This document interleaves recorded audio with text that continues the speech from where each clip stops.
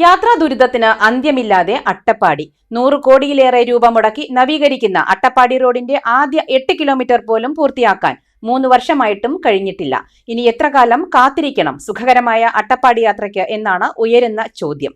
4ാം തവണ ജയിച്ച മന്ത്രിയായ എൻ ശംസുദ്ദീന്റെ മണ്ഡലത്തിനാണ് ഈ ദുരിതം.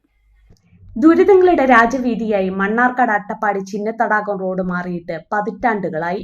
ആദിവാസി മേഖലയായ അട്ടപ്പാടിയെ മണ്ണാർക്കാടുമായി ബന്ധിപ്പിക്കുന്ന സുപ്രധാന റോഡാണ് മണ്ണാർക്കാട് ചിന്നത്തടാകം എന്ന പേരിൽ അറിയപ്പെടുന്ന മണ്ണാർക്കാട് അട്ടപ്പാടി റോഡ്. ഈ റോഡിന്റെ ഇപ്പോഴത്തെ യാത്ര അതീവ ദുർഘടമാണ്. 100 കോടിയിലേറെ രൂപ മുടക്കിയാണ് റോഡ് നവീകരിക്കുന്നതെന്ന പ്രഖ്യാപനത്തിന് തന്നെ 10 വർഷത്തെ പഴക്കമുണ്ട്.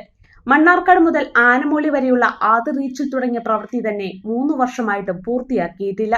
44 കോടി 37 ലക്ഷം രൂപ ചെലവിലാണ് നെല്ലിപ്പുഴ മുതൽ ആനമൂളി വരെ 8 കിലോമീറ്റർ നവീകരിക്കുന്നത്. മണ്ണാർക്കാട് മുതൽ ചിറപ്പാടം വരെ BM ചെയ്തു എന്നത് മാത്രമാണ് അല്പം ആശ്വാസം. കഴിഞ്ഞ മഴക്കാലത്ത് ദുരിതത്തിന്റെ അങ്ങേയറ്റം അനുഭവിച്ചു. റോഡിൽ തെങ്ങും മാവും ഉൾപ്പെടെയുള്ള മരങ്ങൾ നട്ട് പ്രതിഷേധിച്ചിരുന്നു. ചിറപ്പാടം മുതൽ ആനമൂളി വരെയുള്ള 1.5 കിലോമീറ്റർ ടാർ ചെയ്യാനുണ്ട്. പ്രവൃത്തി പുരോഗമിക്കുന്നു എന്നതാണ് അല്പം ആശ്വാസം. ഇക്കഴിഞ്ഞ ഡിസംബർ 31 ആനമൂളി വരെ നവീകരണം പൂർത്തിയാക്കുമെന്നായിരുന്നു പുതിയ നിയമസഭയിലെ മന്ത്രി കൂടിയായ അന്നത്തെ MLA എൻ ശംസുദ്ദീൻ നൽകിയിരുന്ന ഉറപ്പ്.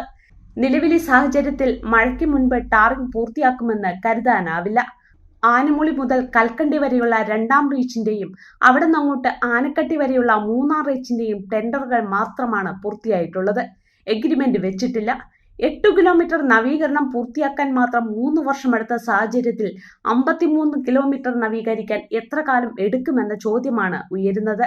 1 വർഷത്തിനുള്ളിൽ അട്ടപ്പാടി റോഡും അലനല്ലൂർ കണ്ണംകുണ്ട് പാലവും പൂർത്തിയാക്കുമെന്നായിരുന്നു മന്ത്രി ശംസുദ്ദീന്റെ 4ാം വട്ട തെരഞ്ഞെടുപ്പ് വാഗ്ദാനം. The real beauty in your heart. Boche Gold and Diamonds. Buy now, pay later.